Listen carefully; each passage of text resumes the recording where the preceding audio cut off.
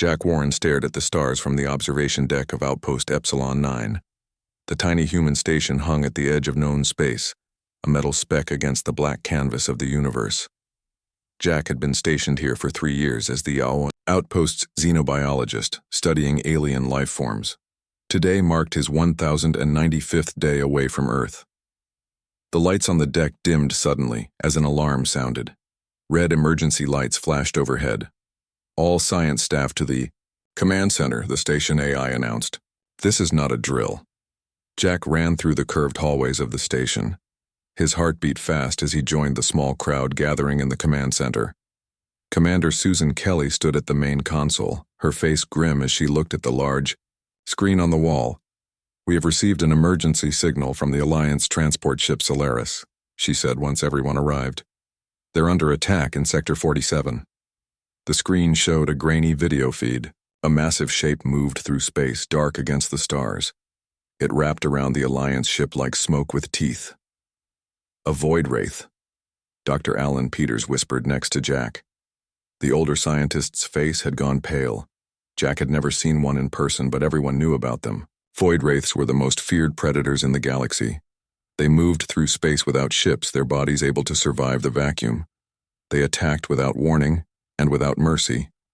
No one knew where they came from or why they attacked. The Galactic Alliance had lost hundreds of ships to them over the years. "Can we help them?" Jack asked. Commander Kelly shook her head. "We're sending their distress call to Alliance headquarters, but we're too far away to reach them in time. All we can do is watch and record what happens." The creature on the screen moved strangely. Jack leaned forward, focusing on the patterns of its movements. Something wasn't right. The void wraith wasn't attacking like the reports described. It seemed to be protecting the ship from something else. "Commander," Jack said, "look at its movement pattern. It's not consistent with reported void wraith attacks." Commander Kelly glanced at him. "Explain." "It's staying on the port side of the ship, between the Solaris and that asteroid field." Jack pointed to the screen. "If it wanted to destroy the ship, why position itself that way?" Before the commander could answer, something exploded near the Solaris. The video feed cut out. "I need to get closer," Jack said suddenly. "To observe." "Absolutely not," Commander Kelly said. "It's too dangerous." "We know almost nothing about void wraiths," Jack argued. "This could be our chance to learn something new. I can take a research shuttle and keep my distance, just to observe." After much debate, the commander reluctantly agreed, but with strict orders. Stay at least 50,000 kilometers away, observe only, and return at the first sign of danger. Dr. Peters insisted on monitoring from the station. 2 hours later, Jack sat in the small research shuttle, approaching the last known location of the Solaris. He kept the shuttle's energy signature low to avoid detection. The area was quiet now, debris floating silently where the ship had been. "Any sign of the void wraith?" Dr. Peters asked through the comm. "Nothing yet," Jack replied, scanning the area. His instruments picked up a strange energy reading from inside the asteroid field. "I'm detecting something unusual. Going to check it out." "Jack, remember your orders," Dr. Peters warned. "I'll keep my distance," Jack promised. He carefully guided the shuttle closer to the asteroids. Suddenly, his shuttle shuddered. Warning lights flashed across his control panel. A piece of debris had hit one of the thrusters. The shuttle spun, throwing Jack against his harness. "Mayday, mayday! I've been hit," Jack called into the comm. "Jack, get out of there!" Dr. Peters shouted back. The shuttle continued spinning, heading straight for the asteroid field. Jack fought with the controls, but the damaged thruster wouldn't respond. The shuttle crashed into a small asteroid, coming to a jarring stop that knocked Jack unconscious. When he woke up, the shuttle was dark, emergency power only. The comm was dead. Jack checked his suit's oxygen levels, 12 hours left. The shuttle was wedged between 2 asteroids, making it impossible to see outside most of the windows. Jack moved to the rear viewport and froze. Something massive floated just outside. Something dark that seemed to swallow the light around it. A void wraith. Jack held perfectly still, though he knew it could probably sense him anyway. The creature moved closer to the shuttle. It was enormous, at least 30 meters long. Its body seemed both solid and fluid at the same time, like liquid darkness. Parts of it glowed with faint blue light in patterns that shifted and changed. Instead of attacking, the Void Wraith simply observed the shuttle. Jack noticed that part of its body seemed damaged. There was a tear in its side that leaked a glowing, blue substance. "You're hurt," Jack whispered, though the creature couldn't hear him through the shuttle hull. The Void Wraith moved its damaged section closer to the window, almost as if showing Jack the injury. The blue patterns on its body flickered in complex sequences. Was it trying to communicate? Making a decision that would change his life and the galaxy forever, Jack put on his spacesuit and prepared the airlock. He took a medical kit with him. If the creature wanted to kill him, it would, suit or no suit, but something told him this was important. Jack stepped out into space. The Void Wraith moved back slightly, giving him room. Up close, the creature was even more impressive. Its skin, if you could call it that, looked like the night sky, deep black with hints of stars and cosmic dust. The blue patterns pulsed. Across its surface, Jack pointed to the wound, then to his medical kit, trying to show his intentions. The Void Wraith remained still, watching him with what seemed like intelligence. Slowly, carefully, Jack moved toward the injured area. The wound was about a meter long, a tear in the creature's side. The blue fluid seeping out must be its blood.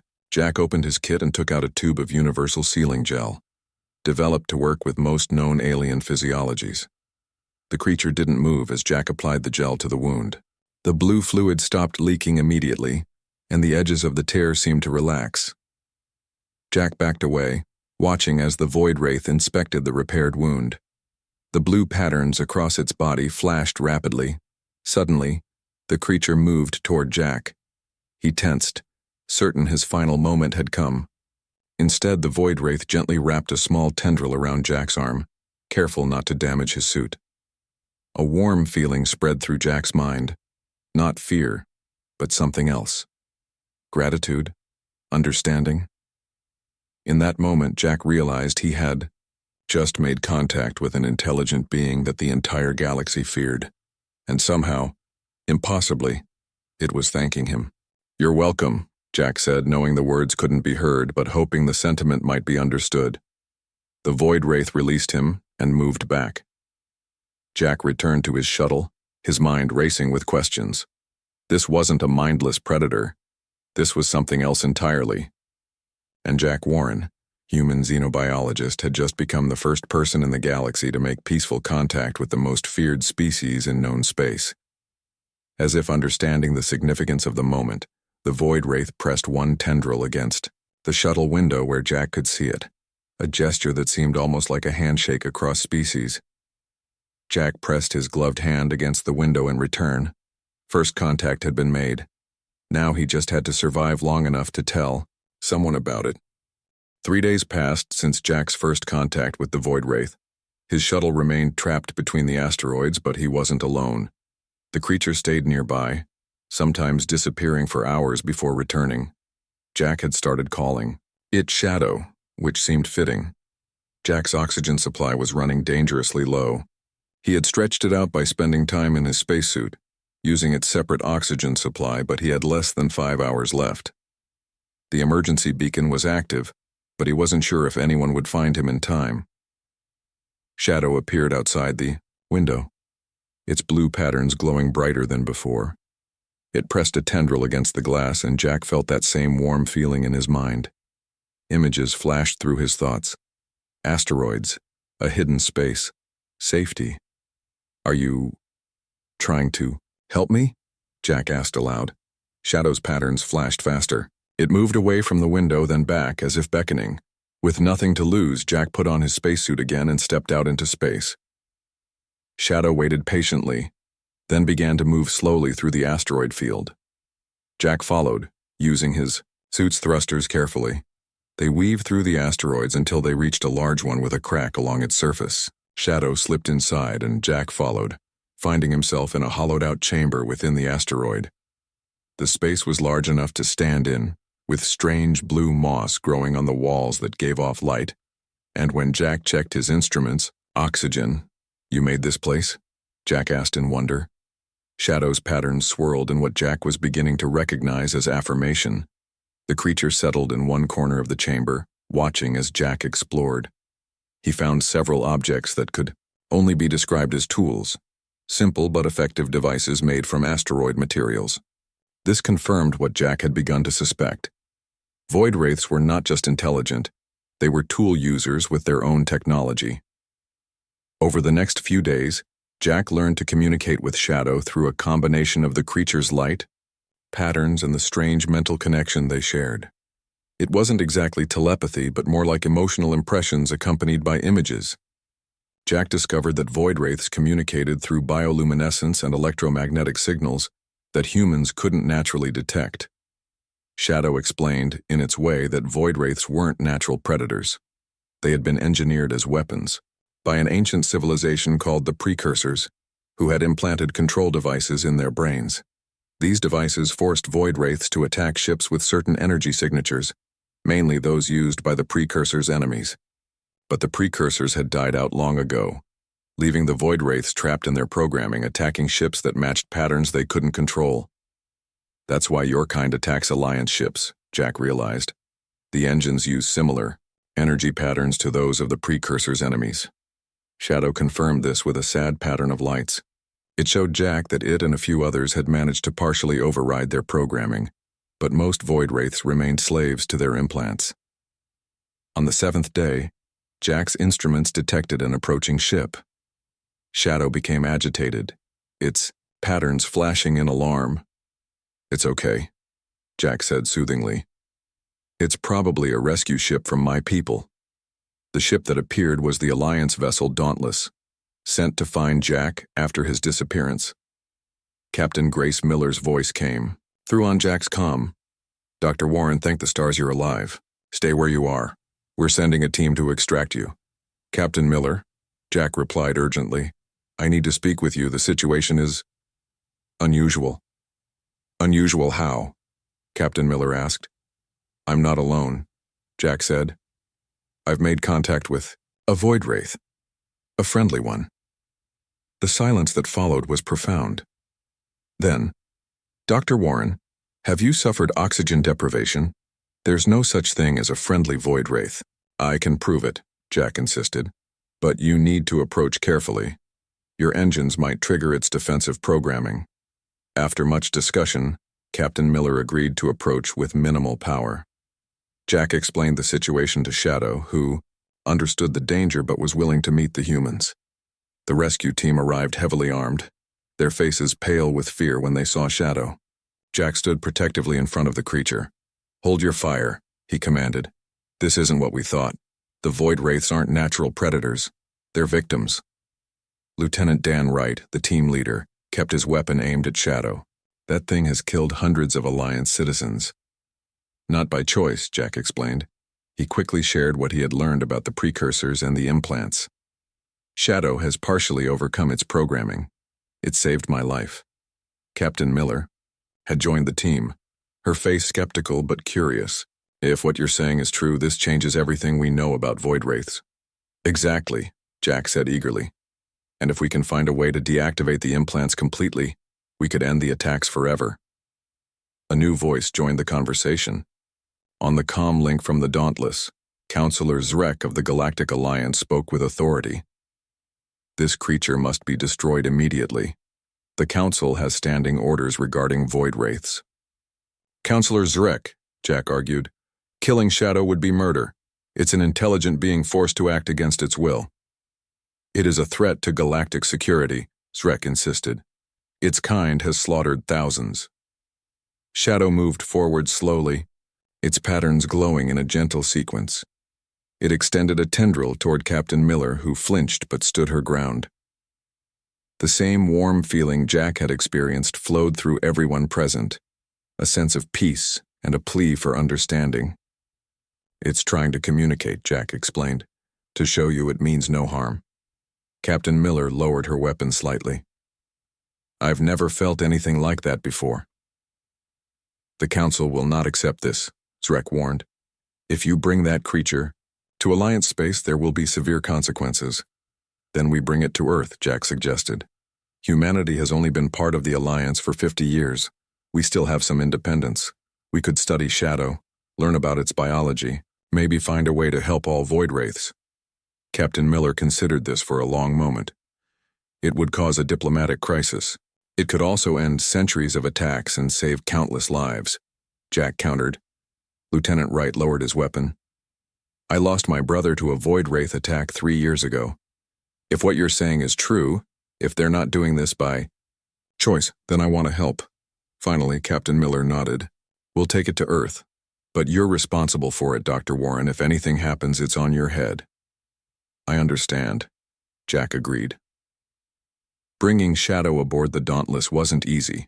The crew was terrified, and Counselor Zrek continued to argue against it.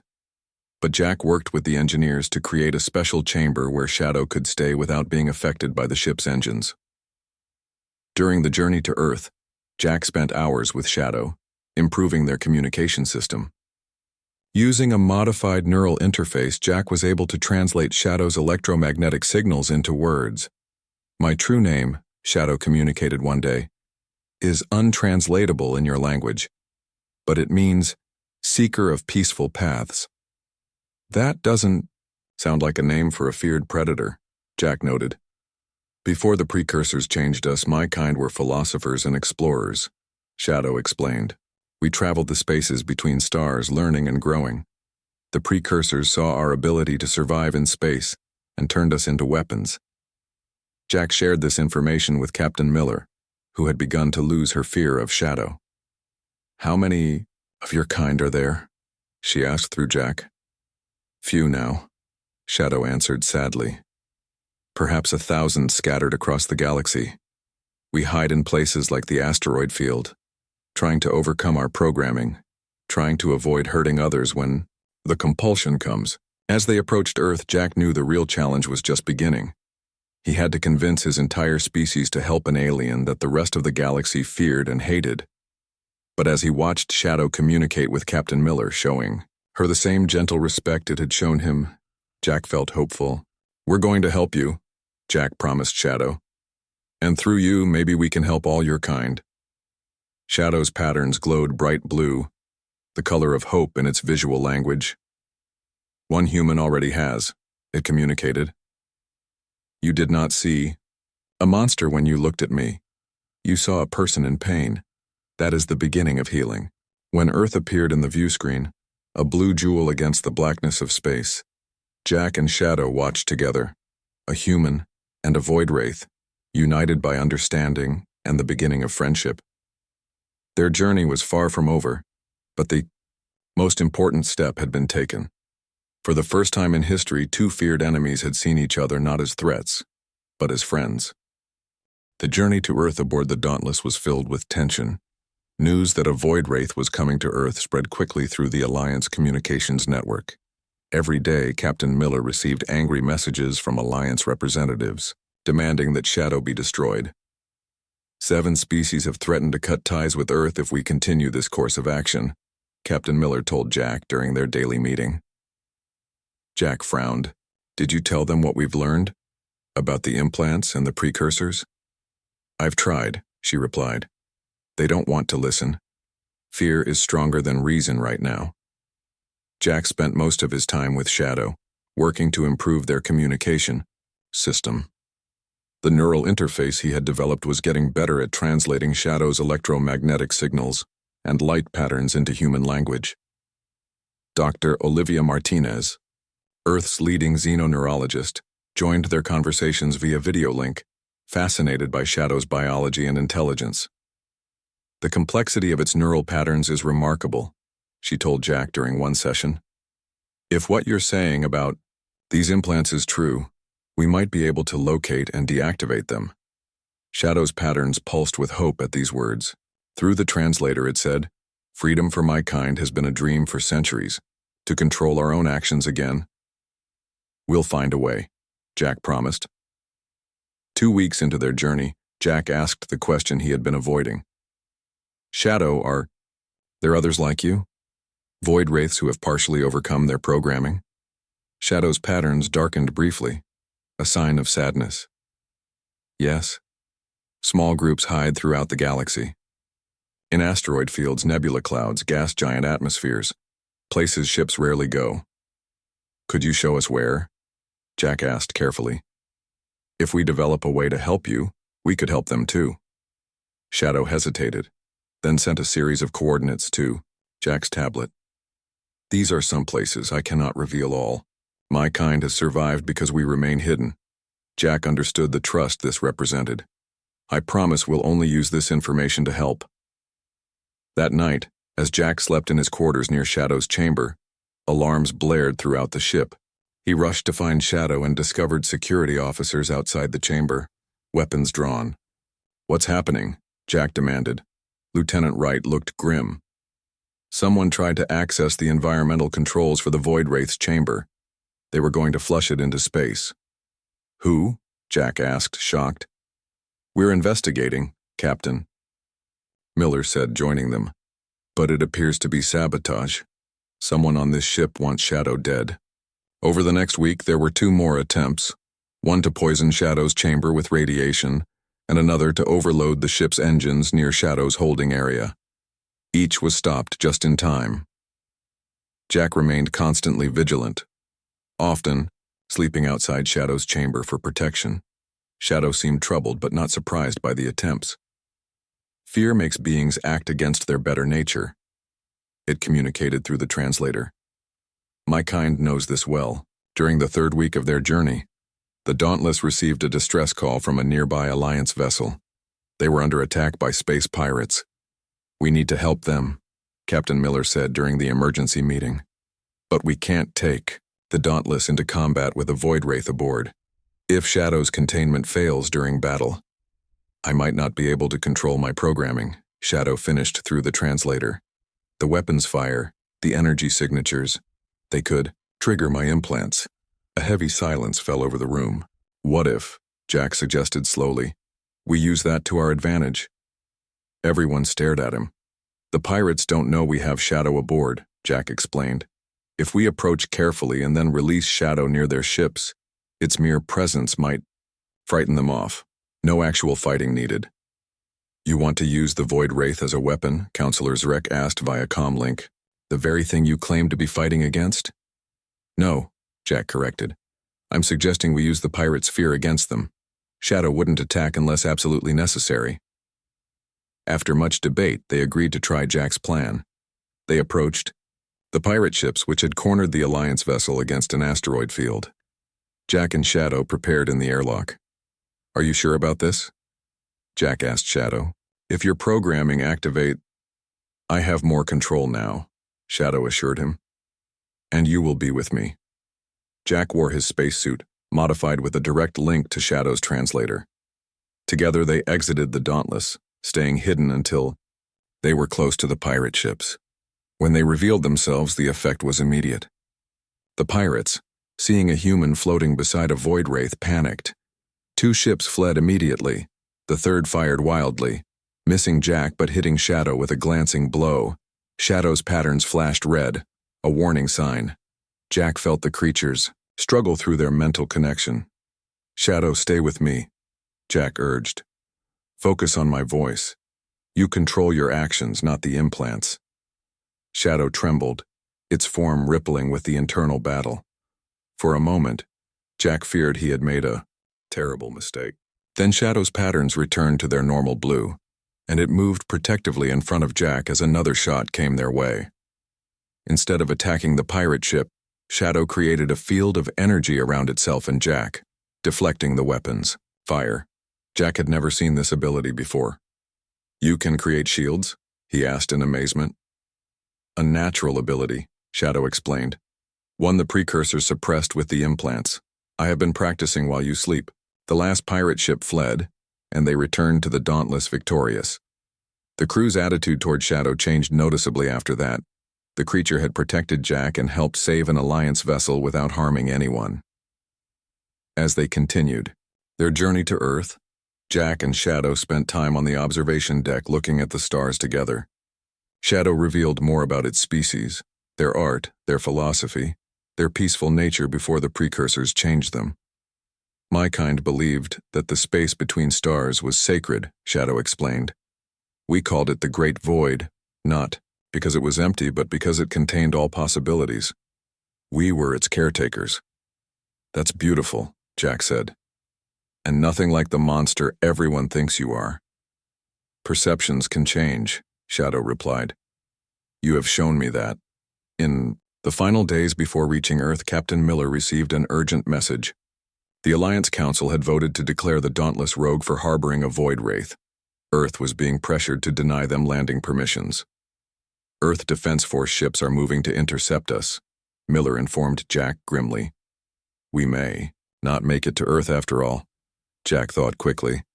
Can we contact Earth directly, bypass the Alliance channels? They managed to establish a direct link with Dr. Martinez at Earth's Xenobiology Center. Jack explained their situation, and Shadow communicated directly with her. The evidence is compelling, Dr. Martinez said after hearing them out.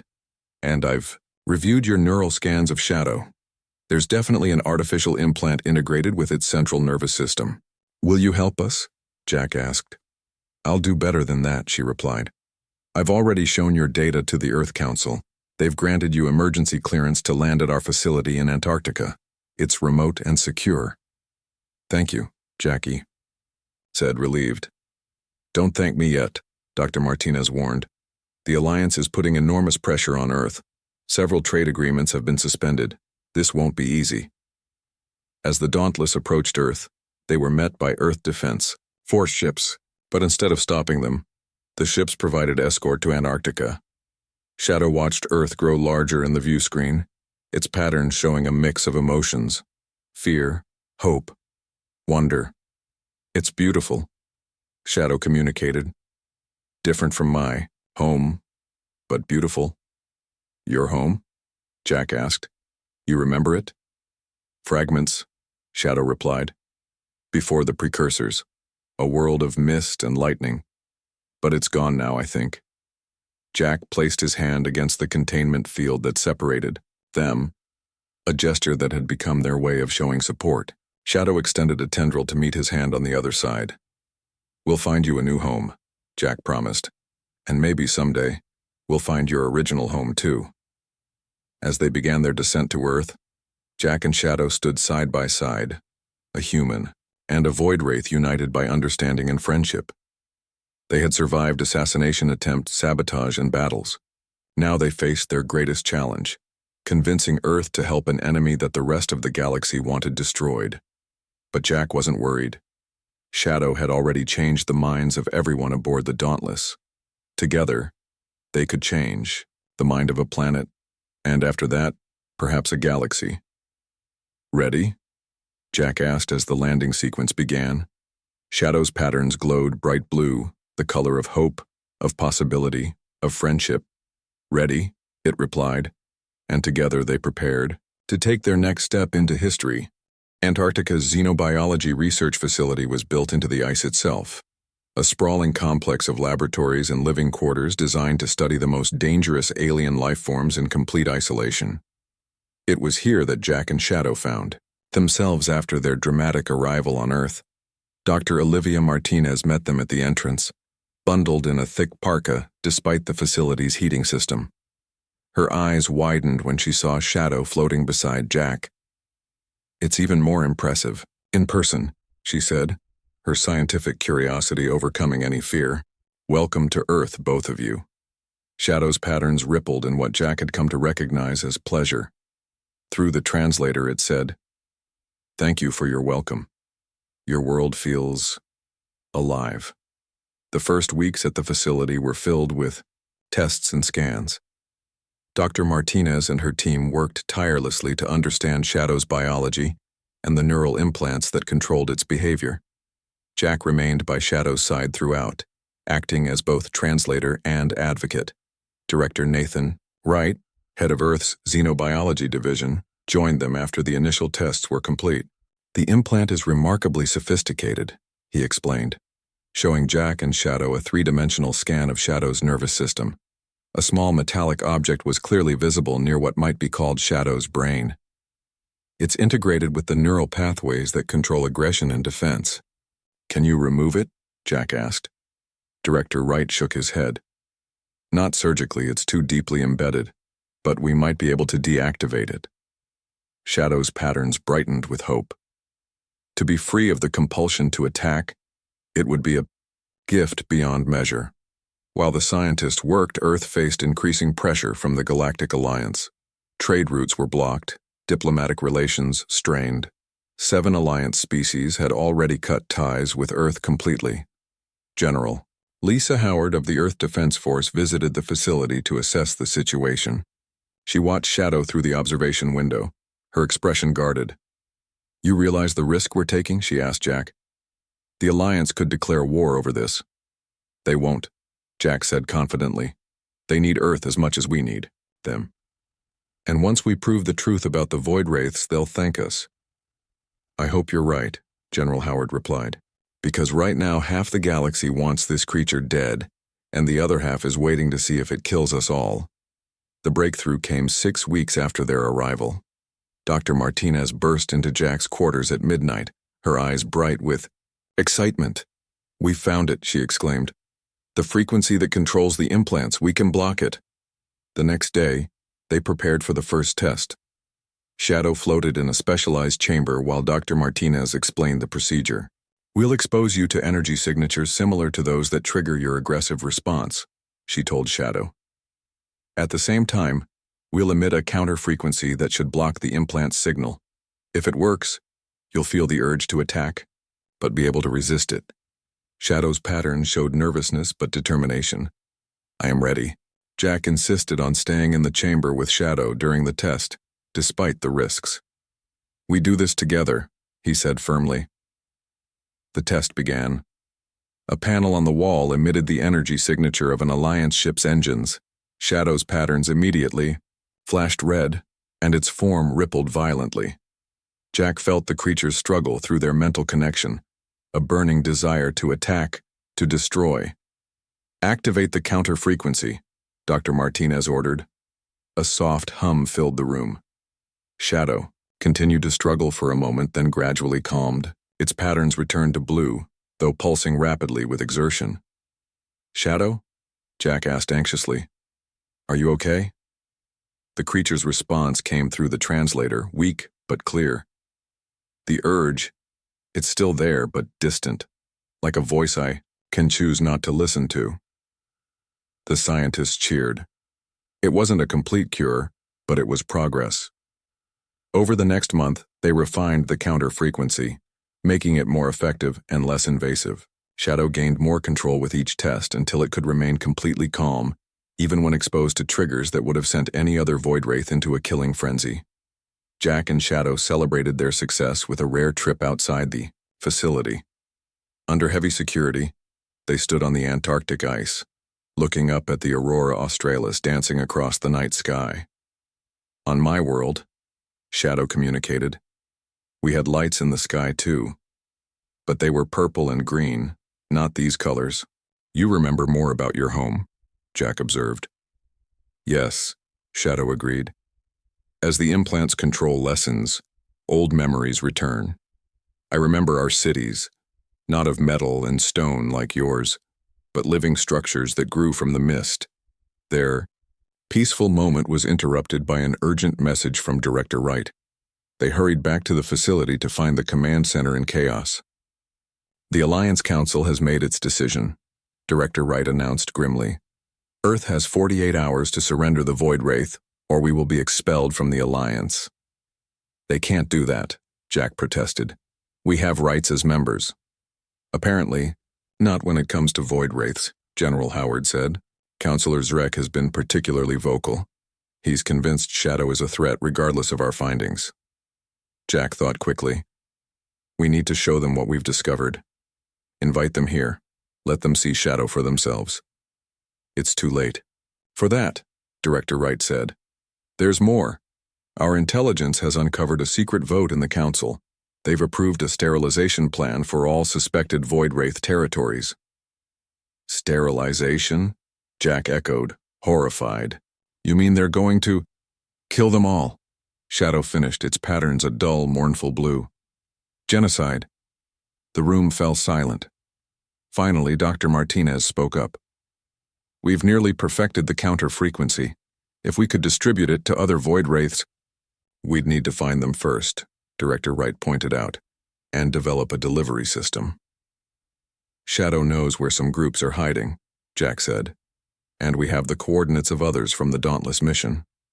They worked through the night, developing a plan. Dr. Martinez created a device that could emit the counter frequency continuously, a small implant that would neutralize the precursor's control implant. Shadow volunteered to be the first to receive it. The procedure carries risks, Dr. Martinez warned. The device must be placed very close to the original implant. If anything goes wrong, I understand, Shadow replied. But freedom is worth the risk. The surgery was delicate and tense. Shadow remained conscious throughout as its biology made anesthesia impossible. Jack held a tendril of Shadow's form, providing comfort through their mental connection. When it was over, Dr. Martinez looked exhausted but triumphant. The device is in place and functioning. They tested Shadow's response to various triggers, no matter what energy signatures. The journey to the Whispering Planet took 3 weeks. As they traveled through uncharted space, far beyond Alliance territory, the Dauntless was joined by 2 Earth ships, the Explorer and the Guardian. Earth's government, impressed by the progress with the Void Wraiths, had decided to support Jack's mission despite Alliance objections. Shadow grew more agitated as they approached their destination. Its patterns flickered with anxiety, and it spent long hours staring into space. You all right? Jack asked one evening, finding Shadow in the observation lounge. Old memories are surfacing, Shadow replied through the translator. Painful ones. The precursors took us to that planet, changed us there.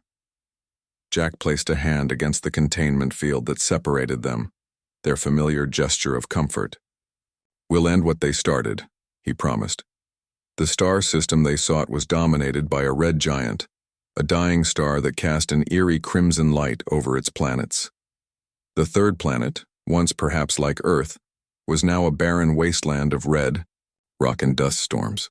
The Whispering Planet, Shadow said, its patterns subdued.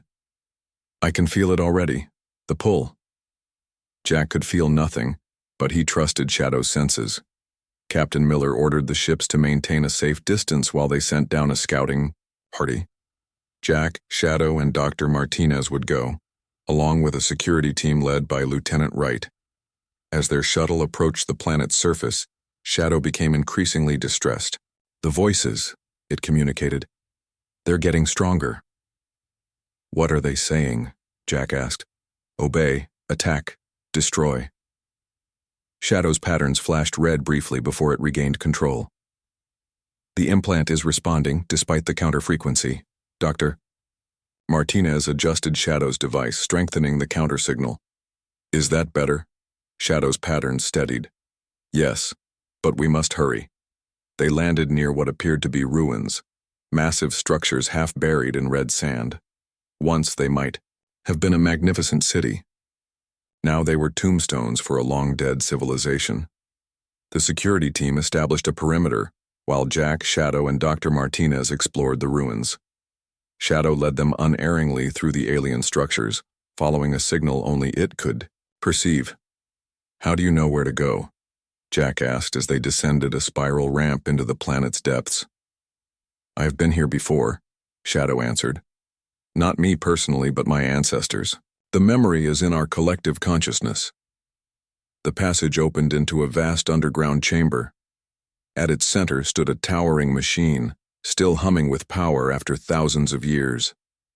Consoles lined the walls, their surfaces covered in symbols Jack couldn't understand. The heart of it, Shadow said, its patterns flickering with emotion. The control center. Dr. Martinez scanned the machine with her instruments. It's definitely transmitting something. Multiple signals on frequencies I've never seen before. Can we shut it down? Jack asked. I'm not sure, she admitted. This technology is far beyond ours. Shadow moved forward, approaching the machine cautiously. As it got closer, its body began to shimmer, the blue patterns growing brighter. Shadow. Jack called in alarm. Are you okay? The Void Wraith didn't respond, It reached out with a tendril, touching the central console. Suddenly, the symbols on the walls began to glow. Images appeared in the air above them. Holographic displays showing star maps, alien text, and diagrams of void wraith physiology. It's responding to Shadow, Dr. Martinez realized, watching in amazement. Shadow remained connected to the console, its patterns pulsing in rhythm with the machine's hum. Through the translator, its voice sounded different, older, deeper. "I see it now," Shadow said. "The full history. The precursors were dying. Their sun was failing. They needed a weapon against their enemies, who would not allow them to relocate to new worlds." Jack approached carefully. "They turned your kind into weapons." "Yes," Shadow confirmed. "We were peaceful explorers. They captured us, implanted us, programmed us to attack their enemies' ships. But then they died anyway. Their enemies never came. And we were left, trapped in our programming, attacking ships that reminded our implants of enemies long dead." "Can you shut it down?" Jack asked. "End the signal?" Shadow's patterns dimmed. "It's not that simple. The machine is connected to all void wraiths. If I shut it down improperly, it could kill us all." Dr. Martinez stepped forward. "What if we change the signal instead? Reprogram it to send a counter-frequency like the one in your implant?" Shadow considered this. "Yes, that might work. But I will need help. The machine was designed for precursor minds, not mine." Jack didn't hesitate. "Tell me what to do." Working together, Jack and Dr. Martinez followed Shadow's instructions, carefully altering the machine's controls. It was painstaking work, complicated by the alien technology and the risk of making a fatal mistake. Hours passed. Periodically, they received updates from the ships in orbit. Alliance vessels had been detected on long-range scanners approaching fast. "They must have tracked us," Lieutenant Wright said. "We're running out of time." Finally, Shadow announced, "It is ready. The new program is in place." "What will it do exactly?" Jack asked. "It will send a signal to every void wraith implant," Shadow explained. "A command to deactivate, followed by the counter frequency that will prevent reactivation. My kind will be free." "Do it," Jack said. Shadow connected with the machine one final time. The chamber filled with light as the signal was transmitted. Above them, holographic displays showed the signal spreading outward, rippling across star systems. Shadow convulsed suddenly, its form rippling violently. Jack rushed to its side in alarm. "Shadow, what's happening?" The void wraith's patterns flashed chaotically, then gradually stabilized. When it spoke again, its voice through the translator sounded lighter, clearer. "It worked," Shadow said in wonder. "I can feel it. The compulsion is gone completely. Not just suppressed. Gone." Their celebration was cut short by an urgent message from Captain Miller. "Alliance ships have entered the system. They're demanding we surrender Shadow and any other void wraiths immediately." Jack looked at Shadow. "Ready to face them?" Shadow's patterns glowed with confidence. "Yes. It's time they learned the truth." They returned to the surface and boarded their shuttle. As they approached the Dauntless, they could see Alliance ships surrounding the Earth vessels. Leading them was Counselor Zrek's flagship. Captain Miller welcomed them aboard with tense news. "Zrek is threatening to open fire if we don't hand over the void wraiths. He's convinced this is all some kind of trick." "Open a channel to his ship," Jack requested. "Let me talk to him." Zrek's alien face appeared on the view screen, his expression cold. "Dr. Warren, return to Alliance space immediately and surrender the void wraith for proper disposal." "I can't do that, Counselor," Jack replied calmly. "And after today, you won't want me to." "What do you mean?" "We've deactivated the control implants," Jack explained. "All of them. Every void wraith in the galaxy is now free from the programming that forced them to attack." "Impossible," Zrek scoffed. "And even if true, they remain dangerous predators." "They were never predators," Jack corrected. "Before the precursors changed them, the void wraiths were philosophers and explorers. Let Shadow show you." Shadow moved forward, its patterns glowing with calm dignity. Counselor Zrek, I understand your fear.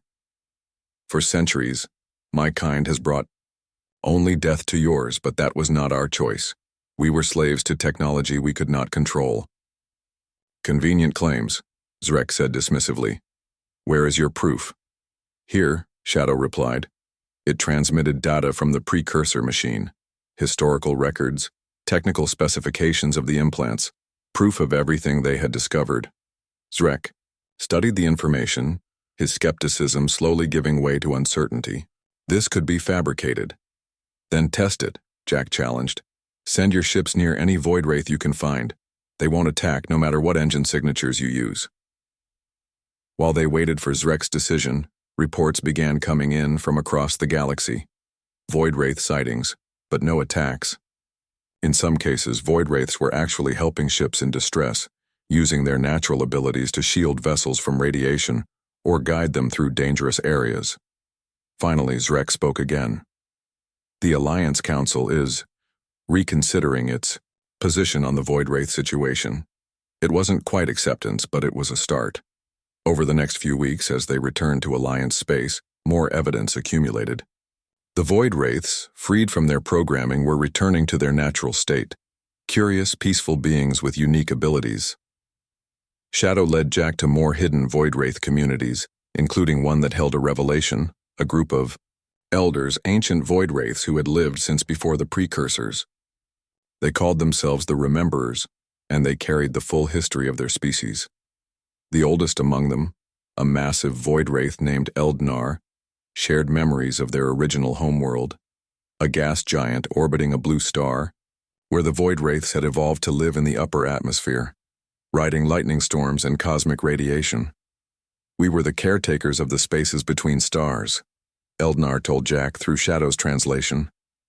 We guided lost travelers, maintained the balance of cosmic energies, studied the universe's mysteries. The precursors took that purpose from us. And now you can reclaim it, Jack said,